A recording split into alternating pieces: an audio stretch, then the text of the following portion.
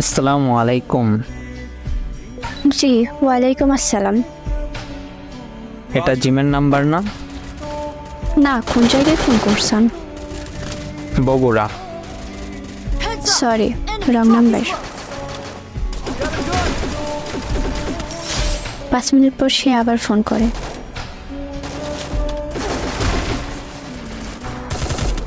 আচ্ছা, আপনার নাম কি? মোসাম্মদ নুসরাত জাহান। আপনার? রিফাত। বাসা কোথায়? ধামহাট নওগাঁ। আপনার বাসা কই? বগুড়া, আদমদিঘি। আচ্ছা, কোন ক্লাসে পড়েন?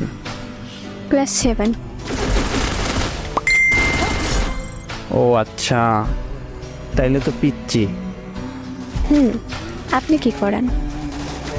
আমি ছোট একটা জব করি, বিজিবিতে আছি আমি। আচ্ছা ঠিক আছে, আর কিছু বলবেন?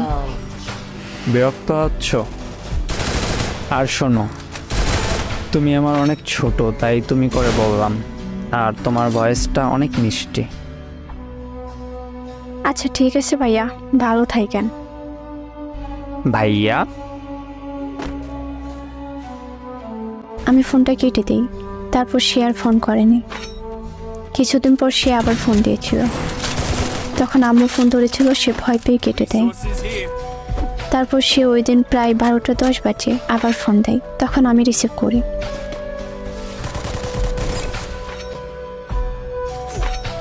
কেমন আছো? জি আলহামদুলিল্লাহ। আবার কেন ফোন করেছেন? এত রাগ করো কেন? রাগ করবো না তো কি করব? কেন ফোন দিছেন আবার? তোমার ভয়েসের মায়ায় পড়ে গেছি।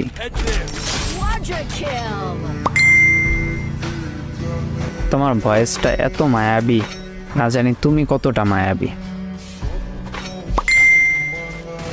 আর কিছু বলবেন?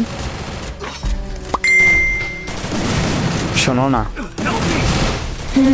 বলেন। আমরা কি ফ্রেন্ড হিসেবে কথা বলতে পারি? আমি অনেক ছোট, ক্লাস 7-এ পড়ি। আর এটা আমার ফোন না, আম্মুর ফোন। আর মূল কথা হচ্ছে আপনি আমার অনেক বড়। কিভাবে সম্ভব? এটা সম্ভব না। সম্পর্ক কখনো বয়স দেখে হয় না। প্লিজ আমার সাথে ফ্রেন্ডশিপ করো, প্লিজ।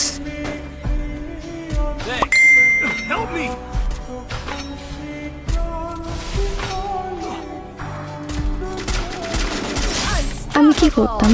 রাজি হয়ে গেছিলাম, আমাদের ওর কথা হতো।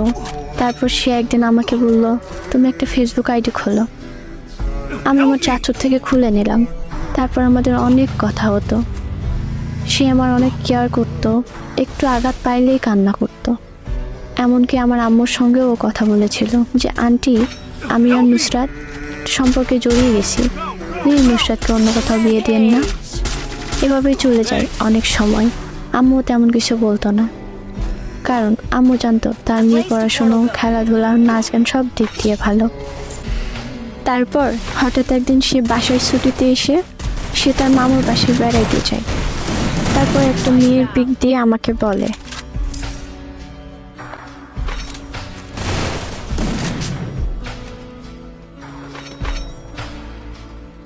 এই মেয়েটার সাথে আমার বিয়ের প্রস্তাব আনছে আপু। কি বলছো এটা? তেমন কিছু হবে না, কান্না করো না। আমার যদি বিয়েও হয়, তোমাকে আগে বলবো না।